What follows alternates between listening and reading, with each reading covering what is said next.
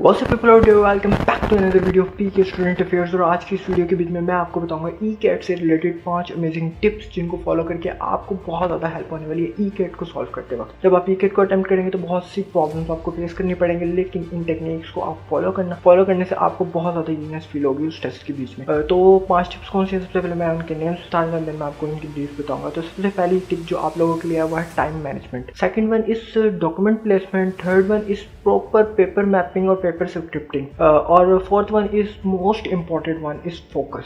And fifth one is do not panic. अगर आप panic कर गए तो कुछ भी हो सकता है। तो चलो अब एक एक करके डिटेल स्टार्ट करते हैं इनकी टिप्स की कि किस तरह से आपने इनको फॉलो करना है और आप लोगों को बहुत ज़्यादा हेल्प करने वाली है ये ई-कैट को सॉल्व करते वक्त। मैं इससे पहले 2 बार ई-कैट दे चुका हूँ। एक प्रो टिप आप लोगों को दे रहा हूँ मैं ई-कैट से रिलेटेड कि वहाँ जाके अगर आपका सिस्टम लॉगिन नहीं होता, कुछ टेक्निकल इश्यूज आ जाते हैं, मतलब वो आपको ऐसे ही रैंडम किसी भी कंप्यूटर पर बैठने के लिए कह देते हैं कि आप यहाँ बैठ जाए, आप यहाँ बैठ जाए, यहाँ बैठ जाए, बल्कि एक्चुअल में आपका जो पीसी होता है जहाँ पे आपकी रजिस्ट्रेशन होती है वहाँ पे अक्सर ऐसा होता है कि नहीं आप बैठे होते, आपको वो रैंडमली कहीं भी शिफ्ट कर देते हैं। तो अगर उस पीसी का स्टूडेंट कहीं और जाके बैठ जाए तो इस तरह के इश्यूज बन जाते हैं कि वो दे देते हैं कि already user login at this PC, इस तरह के कुछ इश्यूज बन जाते हैं। तो फिर वो लॉगिन है तो ये टेक्निकल इश्यूज होते हैं। अगर तो इस तरह का कोई सीन आप लोगों के साथ हो गया ना और लॉगिन नहीं हो रहा, तो यार देखो ई-कैट को सॉल्व करने के लिए आपको 1 घंटा 40 मिनट मतलब कि 100 मिनट पूरे मिलते हैं ई-कैट को सॉल्व करने के लिए। और जैसे ही आपका टाइम स्टार्ट होता है उसके बाद आप लॉगिन करते हो ना, तो बाय रूल ये चाहिए कि आप लॉगिन करके पहले से बैठ जाओ और पूरे टाइम पे ई-कैट स्टार्ट हो, देन आप जस्ट स्टार्ट के बटन पे क्लिक करो और स्टार्ट हो जाए। लेकिन इस तरह नहीं होता, पूरे टाइम के ऊपर वो आपको बताते हैं कि रिफ्रेश करो एंड देन आप रिफ्रेश करते हो, देन आप लॉगिन करते हो और आपका टाइम स्टार्ट हो चुका होता है, आपका टाइम चल रहा होता है एमसीक्यूज का। जो 100 मिनट आपको मिलने थे वो स्टार्ट हो चुके होते हैं। तो जैसे ही आप उसके ऊपर क्लिक करते हो और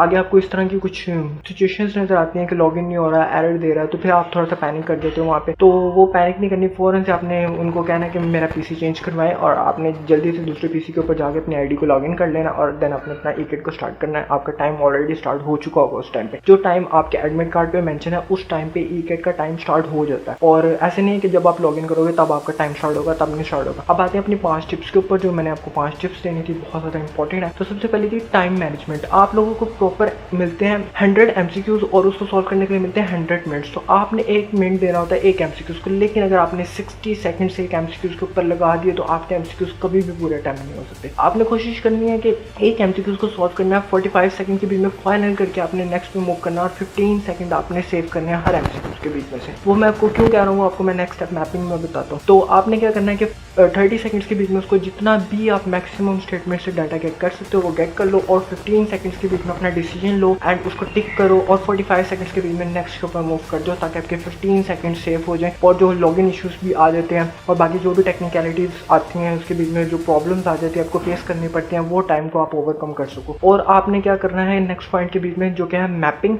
मैप करते वक्त आपने क्या करना है, आपने अपने सामने एक पेपर रख लेना। एक पेपर के ऊपर आपने क्या करना है, जो एमसीक्यूज आपको जरा सा भी जिसके बीच में थोड़ा सा डाउट लगता है, लेकिन आपको उसको काफी हद तक आपने उसको सॉल्व कर लिया था, लेकिन आपको लगता है कि इसके बीच में थोड़ा सा डाउट है, मुझे इसका ऑप्शन बी भी हो सकता है, ऑप्शन सी भी हो सकता है, उसको आपने एक पेपर के ऊपर राइट या लेफ्ट साइड पे एक कॉलम बना लेना, वहां पे जस्ट उस एमसीक्यूज का नंबर लिख देना। वैसे तो आप जो स्किप करते हो एमसीक्यूज वो नीचे ग्रीन या रेड कलर में आ रहा होता है तो आपको पता चल जाता है, लेकिन आपको ये एक्जैक्टली नहीं पता चलेगा कि ये कौन सा एमसीक्यूज था जो मुझे बिल्कुल नहीं आता था या फिर मुझे थोड़ा बहुत आता था। तो आपने क्या करना, जो आपको बिल्कुल नहीं आता उसको आप एक सेपरेट कॉलम राइट साइड में बना लो पेज के, वहाँ पे लिखते जाओ, जस्ट उसका नंबर लिखना है अपने एमसीक्यूज का।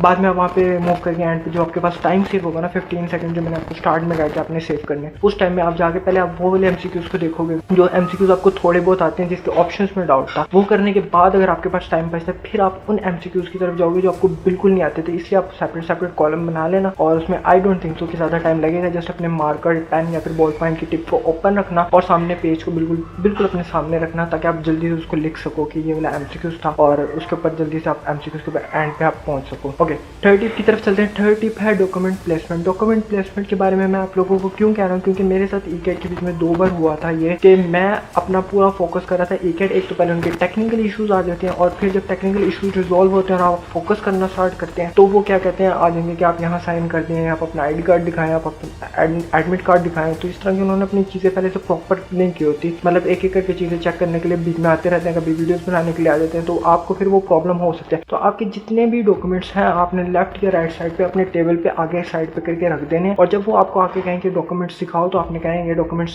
पढ़े, आपको जो भी डॉक्यूमेंट्स चाहिए आप यहाँ से वो डॉक्यूमेंट्स ले लें और उसको वेरीफाई कर लें, तो वो खुद अपना काम कर लेंगे, तो आपको निकाल के नहीं देने पड़ेंगे। मेरा एक्चुअली था, मैंने अपने पॉकेट में रखे हुए थे अपना ID कार्ड वगैरह सब कुछ, तो उन्होंने मुझे आके कहा, तो फिर मुझे वो निकालने में टाइम लगा, देन उसको ढूंढना था वॉलेट में से, उसको ढूंढ के निकाल के देना, तो वो आपका ही टाइम वेस्ट हो रहा था, वो उनका कुछ भी नहीं जाता इसके बीच में। तो ये थर्ड टिप थी। Fourth tip is focus. आपने प्रॉपर तरीके से फोकस करना है उसी MCQs के ऊपर जिसको आप सॉल्व कर रहे हैं। अक्सर इस तरह के MCQs आपके पास आएंगे जिनकी स्टेटमेंट बहुत ज़्यादा लंबी होगी, आपको समझ नहीं आएंगे और आप नेक्स्ट पे मूव कर दोगे, देन आप नेक्स्ट को सॉल्व करते वक्त प्रीवियस MCQs के बारे में सोचोगे। अगर आप उस टाइम प्रीवियस MCQs के बारे में सोचोगे तो जो नेक्स्ट है आपका फोकस उसके ऊपर बिल्कुल भी नहीं होगा, और जब उसके ऊपर फोकस नहीं होगा तो वो ठीक नहीं होगा डेफिनेटली, तो देन आप नेक्स्ट पे मूव करोगे तो 2 का प्रेशर आपके ऊपर होगा, तो वो बढ़ता जाएगा प्रेशर। इसलिए जिस MCQs को आप सॉल्व कर रहे हो उस MCQs के ऊपर आपका फोकस होना चाहिए। बाकी मैंने आपको मैपिंग जो टेक्निक बताई है उसके मुताबिक आप लिख दो, जब आपके पास एंड पे टाइम बचे रिव्यू करने का तब आप उसके ऊपर आओ, MCQs के ऊपर जो पहले आपको थोड़े बहुत आते हैं उनको सॉल्व करने के बाद जो बिल्कुल नहीं आते देन आपने उनकी तरफ जाना है। और ऐसा कोई स्टूडेंट नहीं होगा जिसके आई थिंक के 80 से ऊपर अटैम्प्ट हो जाते हैं, बहुत कोई लकीली 1-2 स्टूडेंट्स होंगे जिनके अटैम्प्ट हो जाते हैं, पर आई डोंट थिंक सो कि 80 से ऊपर कोई भी अटैम्प्ट कर सकते हैं जितना वहाँ पे प्रेशर क्रिएट हुआ होता है। And last point is do not panic. अच्छा, स्टूडेंट्स के साथ क्या होता है जब वो ECAT देके आते हैं, इनफैक्ट मेरे साथ भी 2 बार हुआ, जब मैं दोनों बार ECAT देके सेंटर से बाहर निकला ना, तो मुझे ऐसा लगा था कि मैंने अपनी लाइफ का जो गंदा तरीन टेस्ट दिया ना इतनी तैयारी करने के बाद, वो है ECAT। क्योंकि एक तो रिग्रेट फील होना शुरू हो जाता है और एक अजीब सी फीलिंग क्रिएट होना शुरू हो जाती है। तो यार आप लोगों ने उस चीज़ की टेंशन नहीं लेनी, क्योंकि आपके जैसे ही स्टूडेंट्स ने बाकी जो है उन्होंने भी ECAT दिया है। कुछ स्टूडेंट्स होंगे जिनका अच्छा हो गया होगा, लेकिन बाकी स्टूडेंट्स आपके जैसे ही हैं जिनका ECAT आपकी तरह ही हुआ है। तो इस बात की अपनी टेंशन नहीं लेनी कि ECAT अच्छा नहीं हुआ और रिग्रेट फील करना शुरू कर दो, एडमिशन नहीं होगा, टेंशन लेना शुरू कर दो। तो ईजी रहो, ईजी सीन है। आप लोग अगर 150 से अबव स्कोर कर जाते हो और इंटर में भी आपके 800 अराउंड 900 के पास मार्क्स हैं, तो आपका किसी न किसी इंजीनियरिंग फील्ड के बीच में बन जाएगा मेरिट और आपका एडमिशन हो जाएगा। तो इट्स एग्जाम टाइम और आई थिंक टिप्स पूरी हो चुकी हैं। आई hope you like this video. अगर वीडियो पसंद आई तो चैनल को सब्सक्राइब कर दो और बेल आइकन पे क्लिक कर दो। मैं एक कम्युनिटी बनाना चाहता हूँ ताकि मैं स्टूडेंट्स की आवाज़ बन सकूँ और आपकी आवाज़ को गवर्नमेंट तक पहुँचा सकूँ। I hope you like this video. Thanks for watching guys, keep supporting. अल्लाह हाफिज़।